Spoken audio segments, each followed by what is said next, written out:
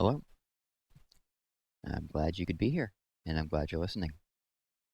I know it's tough when you can't really go out or have people over. So today I wanted to share a story about well, not a person who comes over. It's a very strange house guest. And I'm not sure you would want this person in your house, no matter what the situation is. This is a story called The Tiger Who Came to Tea by Judith Kerr. The Tiger Who Came to Tea.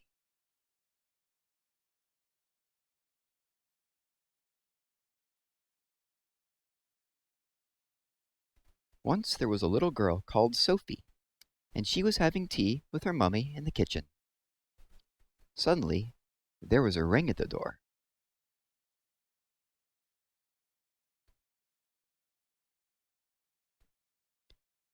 Sophie's mummy said, "I wonder who that can be. It can't be the milkman, because he came this morning. And it can't be the boy from the grocer, because this isn't the day he comes. And it can't be Daddy, because he's got his key. We'd better open the door and see."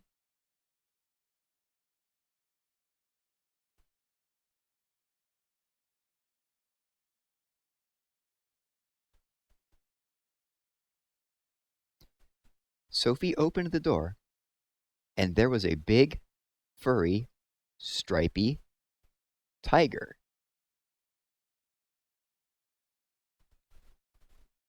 The tiger said, "Excuse me, but I'm very hungry.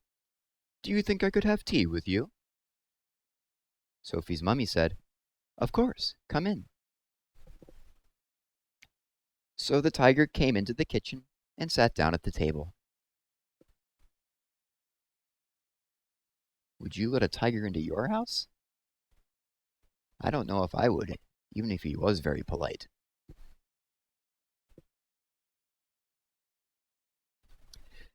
Sophie's mummy said, "Would you like a sandwich?"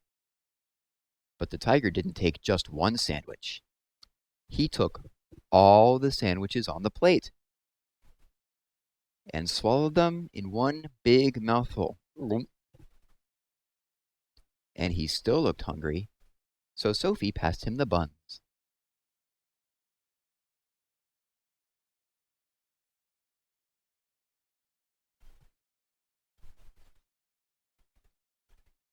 But again, the tiger didn't eat just one bun. He ate all the buns on the dish, and then he ate all the biscuits and all the cake, until there was nothing left to eat on the table. So Sophie's mummy said, "Would you like a drink?" And the tiger drank all the milk in the milk jug and all the tea in the teapot.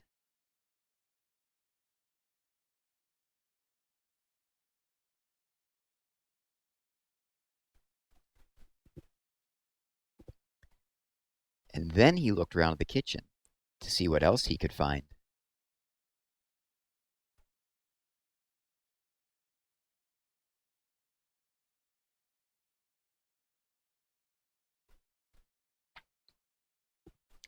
He ate all the supper that was cooking in the saucepans, and all the food in the fridge,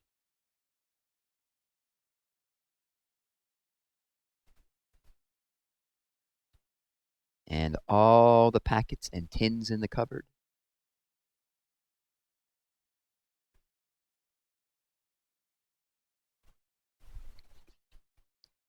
And he drank all the milk, and all the orange juice, and all the water in the tap.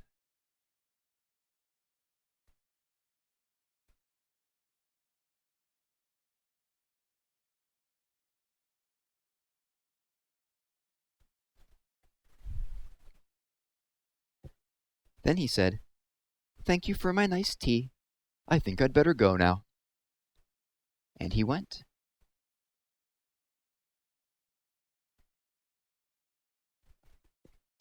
Sophie's mummy said, "I don't know what to do. I've got nothing for Daddy's supper. The tiger has eaten it all."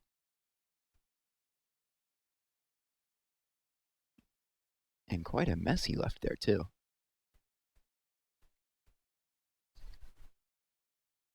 And Sophie found she couldn't have her bath because the tiger had drunk all the water in the tap.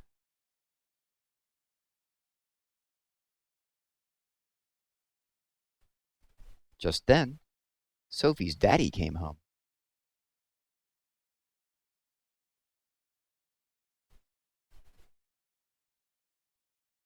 So, Sophie and her mummy told him what had happened and how the tiger had eaten all the food and drunk all the drink.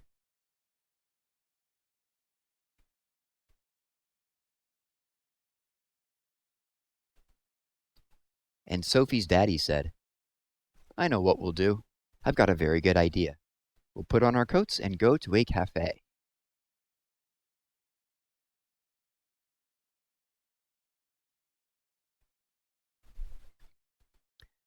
So they went out in the dark, and all the street lamps were lit, and all the cars had their lights on, and they walked down the road to a cafe.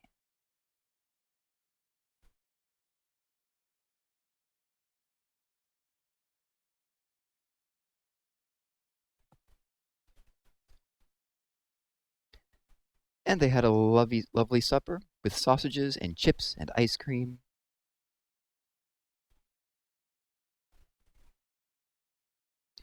In the morning, Sophie and her mummy went shopping, and they bought lots more things to eat.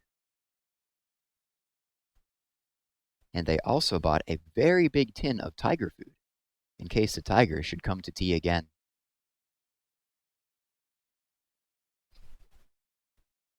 But he never did.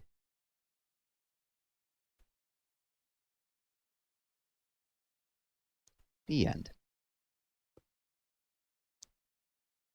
What would you do if a tiger came into your house and started eating all your food? I don't know what I'd do. All right.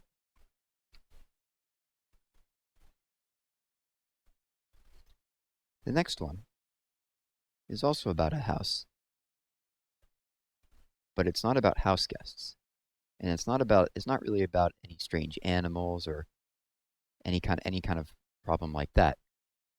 No, this is a different kind of problem.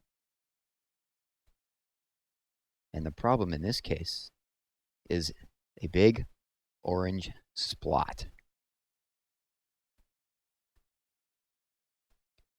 The Big Orange Splot by Daniel Pinkwater.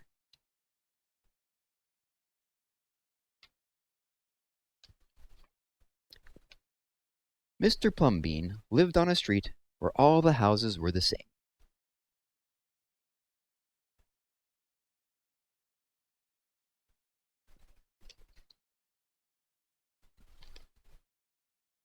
He liked it that way. So did everyone else on Mr. Plumbean's street. "This is a neat street," they would say.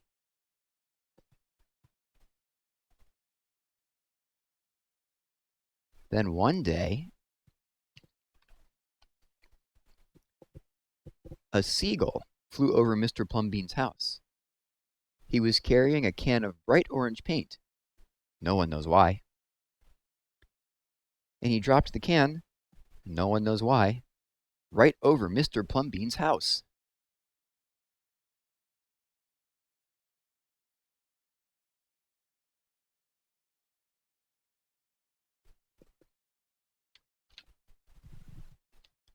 It made a big orange splot on Mr. Plumbean's house. "Ooh, too bad," everybody said. "Mr. Plumbean will have to paint his house again." "I suppose I will," said Mr. Plumbean. But he didn't paint his house right away. He looked at the big orange spot for a long time. Then he went about his business. The neighbors got tired of seeing that big orange spot. Someone said, "Mr. Plumbean, we wish you'd get around to painting your house." "Okay," said Mr. Plumbean.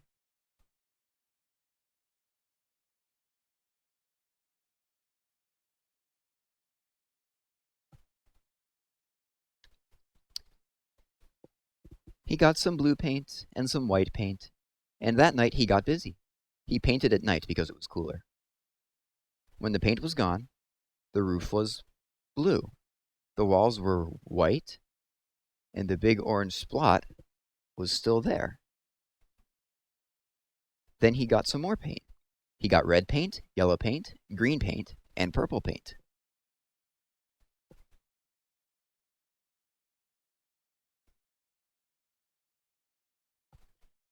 In the morning, the other people on the street came out of their houses. Their houses were all the same. But Mr. Plumbean's house was like a rainbow. It was like a jungle. It was like an explosion. Which one's Mr. Plumbean's house?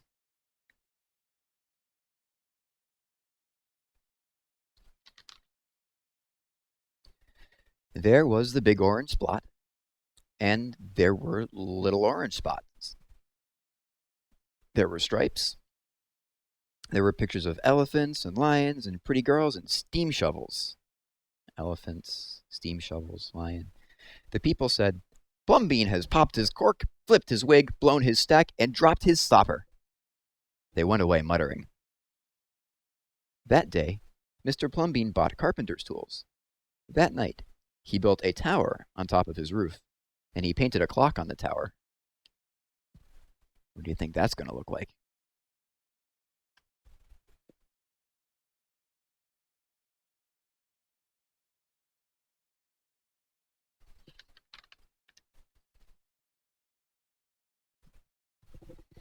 The next day, the people said, "Plumbean has gushed his mush, lost his marbles, and slipped his hawser." They decided they would pretend not to notice.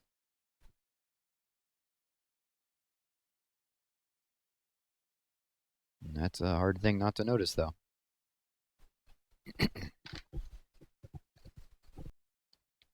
That very night, Mr. Plumbean got a truck full of green things. He planted palm trees, baobabs, thorn bushes, onions, and frangipani. In the morning, he bought a hammock and an alligator.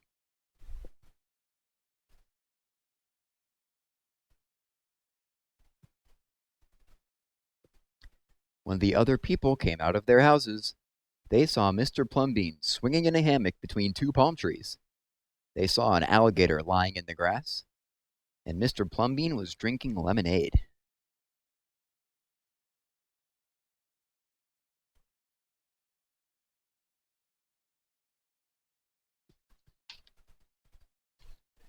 "Plumbean has gone too far. This used to be a neat street. Plumbean, what have you done to your house?" the people shouted.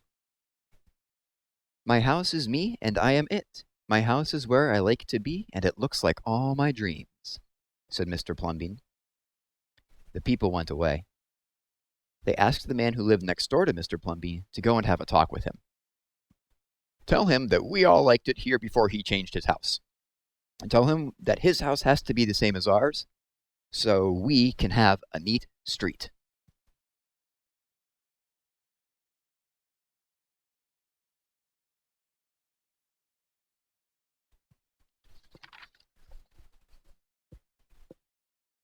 The man went to see Mr. Plumbean that evening.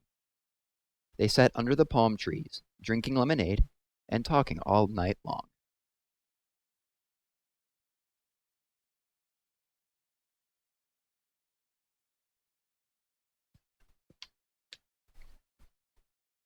Early the next morning, the man went out to get lumber and rope and nails and paint.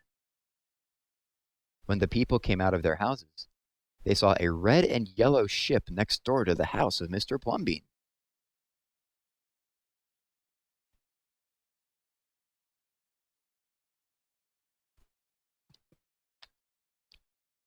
"What have you done to your house?" they shouted at the man. "My house is me, and I am it. My house is where I like to be, and it looks like all my dreams," said the man, who had always loved ships. "He's just like Plumbean," the people said. "He's got bees in his bonnet, bats in his belfry, and knots in his noodle." Then, one by one, they went to see Mr. Plumbean late at night. They would sit under the palm trees and drink lemonade and talk about their dreams. And whenever anybody visited Mr. Plumbean's house, the very next day, that person would set about changing his own house to fit his dreams.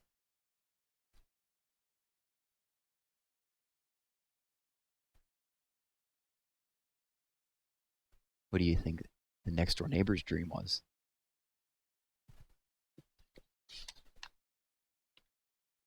And what do you think these people's dreams are?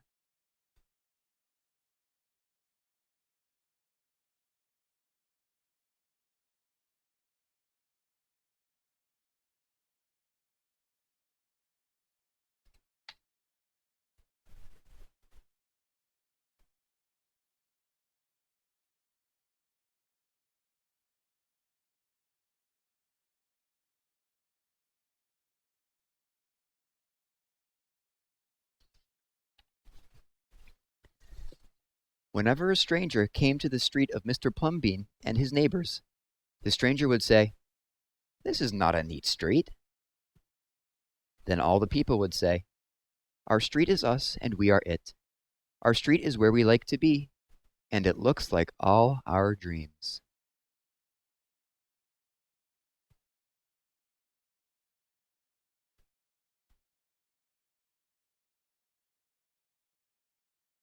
The end. If you were going to change your house into something that looked like your dreams, what would it look like? Oh, or if your neighbor or your friend changed their house to look like their dreams, what do you think it would look like? Oh, that could be fun. You could ask your friend to draw each other's dream houses and see what you come up with, and then draw your own and see if you came up with something similar. That could be fun to do. I just thought of that. Anyway, thanks for joining me. I'll see you next time.